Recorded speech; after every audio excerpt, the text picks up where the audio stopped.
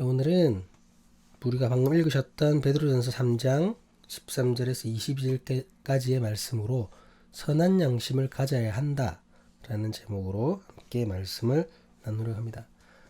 오늘 본문은 두 부분으로 나눌 수 있습니다. 자세히 읽어보면 13절에서 17절까지 13절에서 17절까지 한 부분인데, 이 부분은 선을 위해 의를 위해 고난받는 성도의 삶을 나타내고 있습니다. 그러니까 이제 13절에서 17절까지는 고난받는 성도의 삶 나온다는 거죠. 그리고 나머지 나머지 3장 18절에서 22절까지는 선을 위해 의를 위해 고난받는 성도의 삶이 왜 복인지를 말하고 있습니다. 이해가 되시나요? 고난받는, 의를 위해서 고난받는 성도의 삶과 또 그것이 복이다라는 것에 대한 얘기가 오늘 본문 말씀에 나와 있다는 거죠. 그런데 이제 이 두 부분이 모두 공통적으로 강조하고 있는 부분이 있습니다. 공통적으로 강조되는 부분은 뭐냐면 바로 그것은 선한 양심입니다. 의를 위해 고난받는 성도의 삶은 선한 양심에 의한 것이라고 말하고 있죠. 그리고 그 선한 양심으로 의를 위해 고난받았기 때문에 그 삶이 복된 삶이 되는 것이라고 얘기하고 있습니다. 오늘 이 얘기를 같이 한번 나눠보려고 합니다. 먼저 베드로는 이렇게 얘기합니다. 우리 본문 13절 말씀입니다. 또 너희가 열심으로 선을 행하면 누가 너희를 헤아리요. 열심히 선을 행하면 여러분, 거기에 대해서는 어떤 해도 받지 말아야 하는 것이 합당한 모습이지 않습니까? 또 우리 그런 걸 기대하잖아요. 내가 착하게 살면, 내가 좋은 일 많이 하고 살면 그에 따른 합당한 상을 받는다든지 이익을 받는다든지 이런 걸 기대하잖아요. 하지만 여러분, 현실은 그렇지 않죠. 현실은 전혀 그렇지 않습니다. 현실은 선을 행하는 자가 오히려 바보가 되고 피해자가 되는 경우가 허다하죠. 그냥 물 빠진 사람 건져냈더니 보따리 달라고 이런 경우가 허다하다는 겁니다. 베드로는 이 사실을 너무나 잘 알고 있었습니다. 그래서 오늘 본문에 앞서서 이미 당연한 벌보다 선을 행하다가 고난받는 것이 더 낫다라는 말을 했었죠. 선을 행해도 고난받을 수 있다는 거죠. 그런데 이제 벌받을 짓을 해서 벌받는 것보다 선을 행해서 벌받는 게 신앙적으로는 더 낫다라는 얘기를 했다라는 거죠. 그렇기 때문에 14절에서 다시 한 번 더 이 부분을 강조합니다. 본문 14절입니다. 그러나 의를 위하여 고난받으면 복이 있는 자니 그들이 두려워하는 것을 두려워하지 말며 근심하지 말고. 의를 위하여 고난받는 성도들의 복됨을 다시 강조하는 겁니다. 오늘 본문 말씀 이전에 벌써 이 말씀을 했었죠. 근데 또 강조하는 겁니다. 그렇기에 그들이 두려워하는 것, 즉 세상 사람들이 두려워하는 것을 똑같이 두려워하지 말라고 전하고 있는 것이죠. 여러분, 세상 사람들이 두려워하는 것이 뭡니까? 세상 사람들이 두려워하는 것은 세상에 속한 것, 육체에 속한 것입니다. 이 땅에 속한 것이라는 거죠. 세상 사람들은 이 땅에 소망이 있기 때문에 이 땅에서 성공해야 되고 이 땅에서 잘 먹고 잘 살아야 되기 때문에 이 땅에서의 고난, 고통, 실패, 좌절을 너무나도 두려워합니다. 그렇잖아요. 이 땅에서 잘 살아야 되는데 이 땅 삶이 엉망진창이다. 그걸 두려워하는 겁니다. 땅의 것을 바라보기 때문에.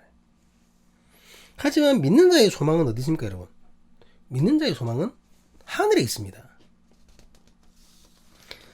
하늘에 소망이 있기에 천국을 바라보며 이 땅에서의 고난을 극복할 수 있다는 거죠. 이 땅에서 잘 먹고 잘 사는 게 우리의 목표가 아니라는 겁니다. 그러니까 그들과 똑같은 두려움이 있을 필요가 없는 거죠. 이 땅에서의 실패, 이 땅에서의 좌절, 이 땅에서의 고통, 그런 것들은 우리가 극복할 수 있는 것이라는 겁니다. 이 땅이 전부가 아니고 천국을 준비하는 것이기에 고난 중에도 감사할 수 있다는 겁니다. 세상과 똑같은 두려움이 우리에게는 필요치 않습니다. 이해가 되시죠? 그렇다면 세상 사람들은 우리에게 질문할 수도 있죠. 자기들과 다른 우리에게. 본문 15절입니다. 너희 마음에 그리스도를 주로 삼아 거룩하게 하고 너희 속에 있는 소망에 관한 이유를 묻는 자들에게는 대답할 것을 항상 준비하되 온유와 두려움으로 하고. 세상 사람들은 자신들이 두려워하는 것에 대해서 그리스도인들은 왜 두려워하지 않는지에 대해서 궁금하게 생각하고 질문할 수 있습니다. 그렇잖아요. 도대체 무슨 소망이 있길래, 아니 이 땅에서 잘 먹고 잘 사는 것 말고 도대체 어떤 다른 꿈이 있길래 이 땅에서의 고난, 실패, 좌절 그런 것을 두려워하지 않느냐는 것이죠. 베드로는 이런 질문에 대해 성도는 자신의 소망에 대해서 전할 수 있는 확실한 대답을 가지고 있어야 한다고 전하고 있습니다. 천국을 향한 소망, 예수 그리스도에 대한 믿음을 온유와 두려움으로 그러면서 담대히 증거할 수 있어야 된다는 거죠. 쩡쩡하게 여러분 대답도 못하고 아니 그래 이러고 있으면 안 된다는 겁니다. 그런데 여러분 그렇게 내가 담대하고 정확하게 전달하기 위해서는 어떻게 될까요? 실제로 이 땅에서의 고난, 의를 위해 받는 고난에 대한 두려움이 없어야죠. 실제로는 막 이 땅에서 실패하는 거 막 두려워하고 있으면서 겉으로는 아무렇지 않아 이라면 그게 증거가 되겠습니까? 내가 증명할 수 있는 삶을, 말을 제대로 할 수 있겠습니까? 실제로 이 땅이 아닌 하늘에 소망을 두어야 된다는 거죠. 아니 그래야 그 사람들한테 대답을 할 수 있을 것 아닙니까? 자신이 먼저 주를 향한 확실한 믿음으로 흔들리지 않는 천국을 향한 소망이 있어야, 그리고 그것이 진짜여야 세상 사람들의 질문에 내가 담대히 하고도 명확하게, 그들이 바라는 정확한 답은 아닐지라도 나는 명확하게 대답을 할 수가 있는 겁니다. 그렇기에 내가 먼저 천국을 향한 확실한 소망과 주님을 향한 온전한 믿음이 있어야 한다는 거죠. 그래서 베드로는 성도들이 외적인 행동에 앞서 내적 마음의 확신을 가져야 한다고 말을 하고 있습니다. 우리 본문 16절 말씀입니다. 선한 양심을 가지라. 이는 그리스도 안에 있는 너희의 선행을 욕하는 자들로 그 비방하는 일에 부끄러움을 당하게 하려 함이라. 겉모습만 흉내내는 삶이 아닙니다, 여러분. 겉모습만 흉내내는 삶이 아니라 실제 마음과 생각이 진실해야 한다는 것이 바로 베드로의 얘기입니다. 베드로는 이것을 뭐라고 얘기하고 있습니까? 아까 앞에서 봤듯이 선한 양심이라고 얘기하는 거예요. 선한 양심. 이 선한 양심이라는 것이 뭔가요, 여러분? 뭡니까, 여러분? 모든 인간은 양심이 있죠. 모든 인간은 양심이 있는데 베드로가 말하는 선한 양심이라는 것은 하나님으로 인해 변화받은, 하나님을 믿음으로 말미암아 변화된 하나님의 마음을 품은 양심을 말하는 겁니다. 인간이 가지고 있는 그런 양심이 아니죠. 그냥 인간적인 양심이 아니라 믿는 자가 가지고 있는 그리스도의 마음을 얘기하는 겁니다. 그리스도의 마음을. 하나님의 아들이신 예수 그리스도 그 십자가의 사랑을 체험하고 그 사랑에 감동받아 진짜로 변화받은 양심, 진짜로 변화받은 그리스도의 양심을 말하는 겁니다. 그 마음을 내가 품었냐, 그 얘기를 하고 있는 거죠. 어설프게 흉내내고 내가 그래 하는 자기 주장이 아니라 진짜. 성도는 이 선한 양심을 가지고 거짓 없는 가식이 아닌 선을 행하여야 합니다. 혹이라도 가식적이고 보이기 위한 선행이라면 여러분 사람들은 머지않아 그것을 알아차리게 됩니다. 뭘 것 같죠? 앞에서는 고맙다고 받아가죠? 뒤에서 욕하죠. 아이고 저것들 또 그렇게 합니다, 여러분. 가식은 언제라도 들통이 날 수밖에 없습니다. 그런 것은 결코 참된 선이 될 수 없고 사람들도 참된 선이라고 인정하지 않죠. 그것과 속이 다른 그리스도를 향한 비난은 오히려 더 커질 뿐입니다, 여러분. 무엇보다 이것은 하나님께서 원하시지 않는 모습이죠. 하나님이 언제 여러분 우리 보고 가식덩어리가 되라고 했습니까? 거짓말이고 여러분 사기인데 그것을 어떻게 거룩하신 하나님께서 용납하신단 말입니까? 성도들에게는 선한 양심에서 일어나는 진실한 선행, 마음에서부터 우러나는 참된 선행이 있어야 합니다. 진짜로 그렇게 변화받아야 또 이게 가능하겠죠. 그래야 세상 사람들이 여러분 비방을 멈출 것 아닙니까? 우리가 베드로 전서를 쭉 이어오는 가운데 그 당시에 믿는 자들이 믿지 않는 자들에게 비난을 받았잖아요. 그래서 어떻게 해야 된다겠습니까? 착한 행실밖에 없다고. 우리 그 결론을 앞서서 내렸습니다. 그 마음이 어디서 우러나야 되나요? 선한 양심에서부터 우러나야 된다는 겁니다. 가식이 아니라 우리가 착한 행동하면은 저 사람들이 비방을 멈추겠지 이게 아니라 진짜로 그럼에도 불구하고 우리가 여전히 부족해서 이렇게 비방을 받고 있구나. 그리스도의 마음을 정말 품어야지 하고 선한 양심으로 나아가야 그들의 비방도 멈춘다는 겁니다. 그리고 그게 진짜인 거죠. 그게 진짜라는 겁니다. 베드로는 2장에서 나누었던 권면을 다시 한 번 더 전합니다. 본문 17절 말씀입니다. 선을 행함으로 고난받는 것이 하나님의 뜻일진데 악을 행함으로 고난받는 것보다 나으니라. 억울한 고난이 당연한 그 고난보다 훨씬 낫고 그것은 오히려 하나님의 뜻이라고 말하고 있습니다. 당연히 받아야 될 벌이라면 여러분 그걸 지난번에도 얘기했지만 그 고난이 아닙니다. 벌 받는 거죠. 예. 억울한 고난이 되려면 여러분 선한 영심을 가지고 진짜 선을 행하다가 고난을 받아야 합니다. 선을 행하는 척이 아니죠. 행하는 척이 아닙니다. 그렇다면 여러분 억울한 고난이 왜 더 낫습니까? 왜 더 나은가요? 베드로는 이에 대한 대답으로 예수 그리스도의 사역을 소개합니다. 그리고 본문 18절 말씀입니다. 그리스도께서도 단번에 죄를 위하여 죽으사 의인으로서 불의한 자를 대신하셨으니 이는 우리를 하나님 앞으로 인도하려 하심이라. 육체로는 죽임을 당하시고 영으로는 살리심을 받으셨으니. 예수 그리스도께서 억울하게 고난 받으셨잖아요.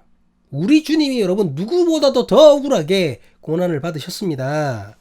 그럼에도 불구하고 예수님에게는 가식이 없었습니다, 여러분. 그런 척척하지 않았다는 거예요. 인간을 진정으로 사랑하셨고 자신을 모함하는 그 인간들을 위해서 자기를 내어 주시기까지 하셨습니다. 그렇게 십자가 위에서 죽으셨던 겁니다, 여러분. 죽음이 가짜입니까? 십자가 위에서의 죽음이 가식이 있는가요? 이게 어떻게 가식일 수가 있나요?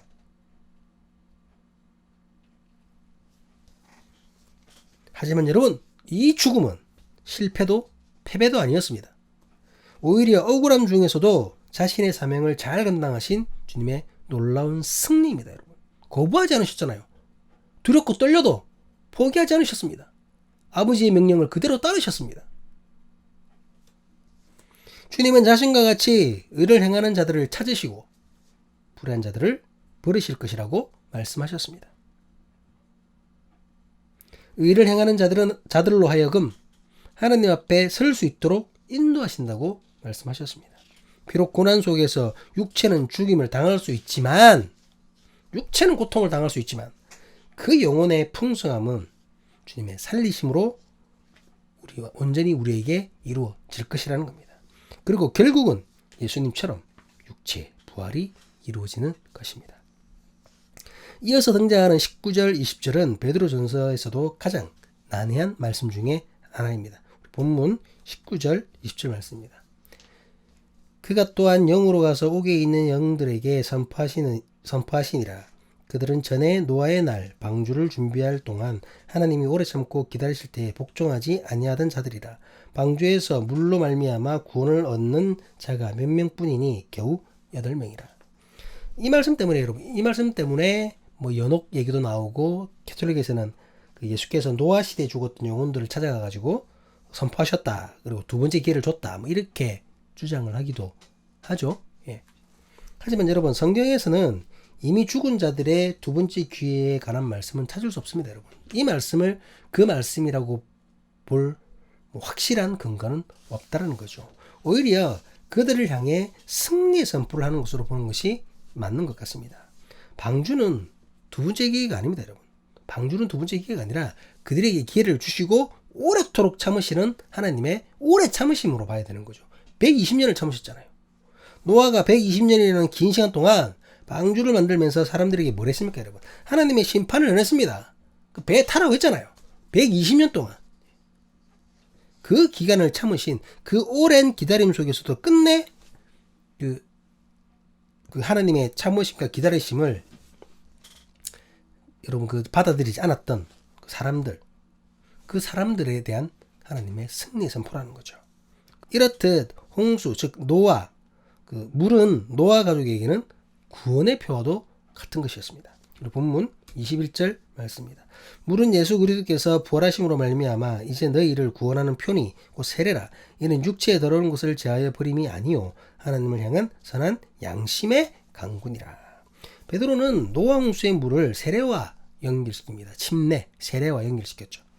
홍수가 노아 가족에게 구원의 표가 된 것처럼 성도가 그 침례 받는 것은 구원을 표시한다는 것이죠.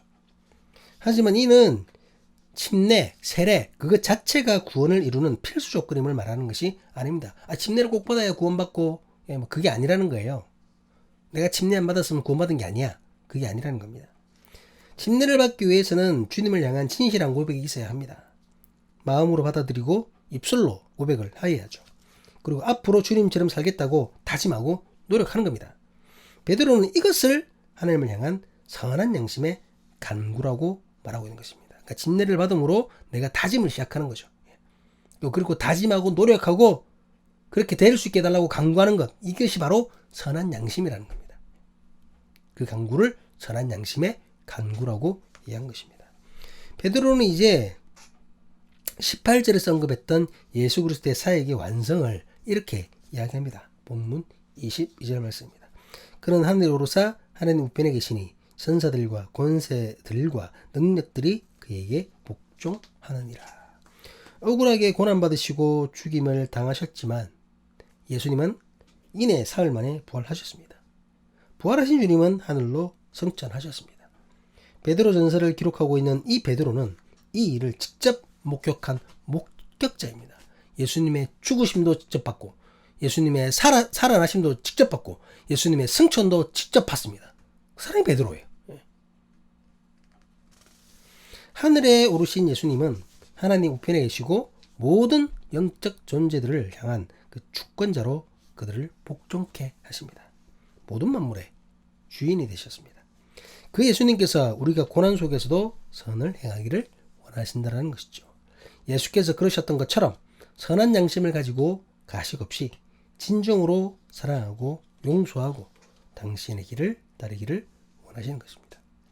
사랑하는 사람이 교회 신앙 공동체 여러분, 믿는 자들이 세상에서 고난을 받는 것은 어쩌면 너무나 자연스러운 모습일 것입니다. 왜냐하면 세상이 추구하며 나아가는 목적과 믿는 자들이 추구하며 바라는 소명이 너무나 다르기 때문입니다. 앞서도 언급했듯이 최종적으로 바라보는 곳이 다르기 때문이에요. 세상 사람들은 여러분 이 땅을 쳐다보고 있잖아요. 아래를 바라봅니다. 이 땅이 전부입니다. 하지만 믿음의 사람들은 이 땅 너머의 세상 위의 것을 바라봅니다. 주님이 예비하신 놀라운 세계를 꿈꾸고 있다는 거죠. 그렇기에 이 땅에서 자신들의 승리를 목표로 하는 사람들과 천국을 소망하며 하나님의 뜻이 이루어지기를 바라는 성도들과는 영적 충돌이 있을 수밖에 없는 것입니다. 없다면 그게 이상하겠죠? 이럴 때 주께서 우리에게 바라시는 모습이 어떤 것인가? 세상 사람들처럼 그들과 마찬가지로 멱살 잡고 같이 싸워야 하나요? 막 주먹다짐하고 주님은 성도들에게 끝까지 선을 행하고 의를 지킬 것을 말씀하십니다. 세상 사람들이 나를 공격한다고 같은 방법으로 공격하고 같이 욕하고 같이 고통을 주지 말라라고 말씀하십니다. 선한 양심을 가지고 예수께서 그러하셨던 것처럼 나를 공격하는 이들을 위해 기도할 수 있어야 하는 것입니다. 주님이 찾으시는 그 사람은 의를 행하는 자들입니다. 하나님과 함께하는 승리는 무리하게 나를 공격하는 이들에게 주어지지 않습니다, 여러분. 하나님과 함께하는 승리는 불의한 공격을 당하는 중에도 선한 양심을 지켜 선을 행하는 나에게 주어지는 진리임을 기억해야 됩니다. 여러분, 그렇다고 바보처럼 당하고만 있으라는 얘기 아니에요. 그 얘기가 아니라 저 사람이 때린다고 나도 주먹질하면 안 되죠. 피하든가 아니면 하지 못하도록 그 사람에게 계도를 하든가 당신 그게 얼마나 나쁜 짓인지 아십니까? 라고 얘기를 해주든가 이렇게 해야지. 저 사람이 뭐 나를 칼로 찌른다고 나도 가서 칼로 찌르고 이렇게 하라는 게 아니죠. 물론 이제 칼로 찌르면 도망가야 되겠지만 그 얘기를 하는 겁니다, 여러분. 주께서 보여주신 놀라운 사랑을 깊이 깨달아 마음에서부터 선한 양심을 가질 수 있는 우리이기를 주님의 이름으로 간절히 기도합니다.